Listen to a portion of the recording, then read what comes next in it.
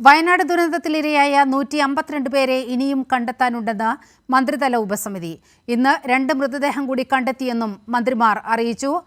ജോഷില, അല്പസമയം മുമ്പ് മന്ത്രിമാർ നടത്തിയ വാർത്താ സമ്മേളനത്തിലാണ് ഇനിയും കണ്ടെത്താനുള്ളവരുടെ കണക്ക് പുറത്തു വന്നിരിക്കുന്നത്. ഇതിൻ്റെ ഒരു കണക്ക് ഇന്ന് പുറത്തുവിടുമെന്ന് ഇന്നലെ തന്നെ സർക്കാർ അറിയിച്ചിരുന്നു.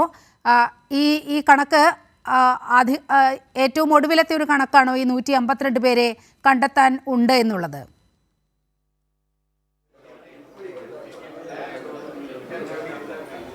തീർച്ചയായും നിരിമ, 152 പേരെ ഇനിയും കണ്ടെത്താൻ ഉണ്ട്. മിസ്സിംഗ് കേസാണ്, അല്ലാതെ മരിച്ചവരുടെ കേസല്ല.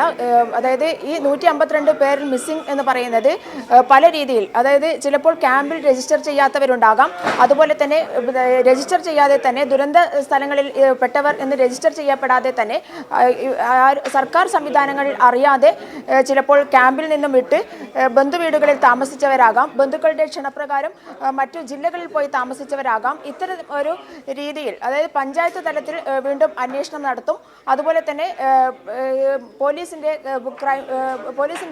പ്രധാനപ്പെട്ട വിഭാഗവും അത്തരത്തിൽ ഒരു അന്വേഷണം നടത്തും. അപ്പോൾ കണ്ടെത്തുന്ന എണ്ണം ചിലപ്പോൾ 152 നിന്നും കുറയാൻ സാധ്യതയുണ്ട് എന്നുള്ളതാണ് മന്ത്രി കെ രാജൻ അല്പസമയം മുൻപ് പറഞ്ഞത്. ഈ ഒരു കണക്ക് പുറത്തുവിട്ടുകൊണ്ട് ആളുകളിൽ ഒരു ഭയം സൃഷ്ടിക്കരുത് എന്നുള്ള കാര്യമടക്കം മന്ത്രി പറഞ്ഞിരിക്കുന്നു. അതുപോലെ തന്നെ തിരിച്ചറിയാത്ത മൃതദേഹങ്ങളുടെ സംസ്കാരം 176 മൃതദേഹ ഭാഗമാണ് സംസ്കരിച്ചത്. 44 മൃതശരീരങ്ങളും സംസ്കരിച്ചു കഴിഞ്ഞു എന്നുള്ളതാണ് മന്ത്രി അല്പസമയം മുൻപ് പറഞ്ഞത്. 2 മൃതശരീര ഭാഗം പോത്തുകലിൽ നിന്നും സൺറൈസ് വാലിയിൽ നിന്നും പുതുതായി കണ്ടെടുത്തിട്ടുണ്ട് എന്നുള്ള കാര്യവും മന്ത്രി പറയുകയുണ്ടായി.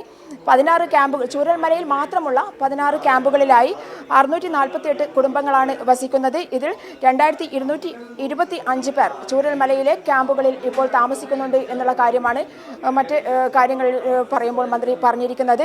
34 ക്യാമ്പുകളാണ് ഇപ്പോൾ ജില്ലയിൽ പ്രവർത്തിക്കുന്നത്.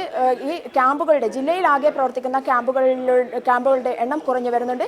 അത് ആശ്വാസകരമാണ്. ക്യാമ്പുകളിൽ നിന്നും പരമാവധി ബന്ധുവീടുകളിലേക്കും മറ്റും ആളുകൾ, മാത്രമല്ല വെള്ളം താഴ്ന്ന പ്രദേശങ്ങളിലേക്ക് ആളുകൾ തിരിച്ചു പോകുന്നുണ്ട് എന്നുള്ളതും ആശ്വാസകരമായ കാര്യമാണ് എന്നുള്ളതാണ് വ്യക്തമാക്കിയിട്ടുള്ളത്. അതുപോലെ തന്നെ GVHSS വെള്ളാർമല ഈ ഒരു ദുരന്തത്തിൽ ഒഴുക്കിൽ മുഴുവനായി പൂർണ്ണമായും തകർന്ന വെള്ളാർമല സ്കൂളിൽ പകരമായി മേപ്പാടിയിൽ GVHSS മേപ്പാടിയിലെ സ്കൂളിൽ പ്രവർത്തിക്കും. അതുപോലെ തന്നെ മുണ്ടക്കയിലെ സ്കൂൾ GLP സ്കൂൾ മേപ്പാടിയിലും പ്രവർത്തിക്കും എന്നുള്ളതാണ്. പകരം പ്രവർത്തനം ഏതായാലും താൽക്കാലികമായി പകരം പ്രവർത്തനം മറ്റ് 2 സ്കൂളുകളിലേക്ക് മാറ്റിയിട്ടുണ്ട് എന്നുള്ള കാര്യവും മന്ത്രി വ്യക്തമാക്കിയിട്ടുണ്ട്. അതുപോലെ തന്നെ കുട്ടികളുടെ സ്കൂൾ യാത്രയ്ക്ക് KSRTC സൗകര്യം ഏർപ്പെടുത്തും. മിസ്സിംഗ് കേസുകളുടെ കരട് രൂപം തയ്യാറാക്കിയിട്ടുണ്ട്. ആ കരട് രൂപം എന്ന് പറയുന്നതാണ് ഞാൻ നേരത്തെ പറഞ്ഞ 152 എന്നുള്ള കണക്ക്. പക്ഷേ ആ 152 എന്നുള്ളത് കുറഞ്ഞു വരാൻ സാധ്യതയുണ്ട്. സ്പെഷ്യൽ ബ്രാഞ്ചിനെ അടക്കം അന്വേഷണത്തിനായി ചുമതലപ്പെടുത്തിയിട്ടുണ്ട്. ഈ ഒരു അന്വേഷണത്തിൽ ഒരുപക്ഷെ ഈ കണക്ക് കുറഞ്ഞു വരാൻ സാധ്യതയുണ്ട് എന്നുള്ള ആശ്വാസകരമായ കാര്യമാണ് മന്ത്രി അല്പസമയം മുൻപ് പറഞ്ഞത്.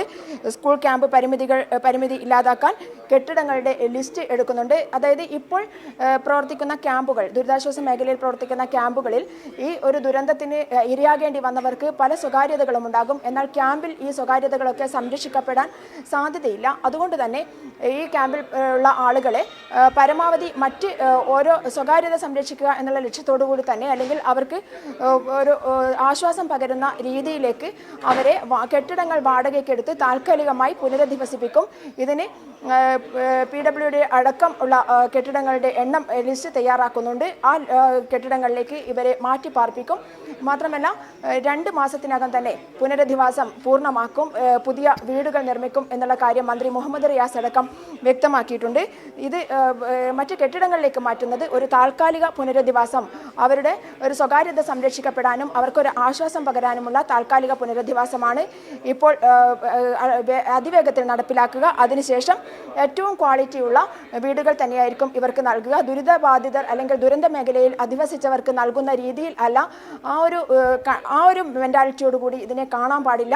ഏറ്റവും ക്വാളിറ്റി ഉള്ള വീടുകൾ അവർക്ക് നൽകും. അത് ക്വാളിറ്റി പരിശോധന അടക്കം നടത്തിയിട്ടായിരിക്കും ഏറ്റവും നല്ല രീതിയിലുള്ള വീടുകൾ നൽകുക. അതിനെക്കുറിച്ച് ആശങ്ക വേണ്ട എന്നുള്ളതും ഇന്ന് മന്ത്രിമാർ വ്യക്തമാക്കുകയുണ്ടായി. ശരി, ജോഷിലയാണ് മന്ത്രിതല ഉപസമിതിയുടെ വിവരങ്ങൾ പങ്കുവച്ചത്.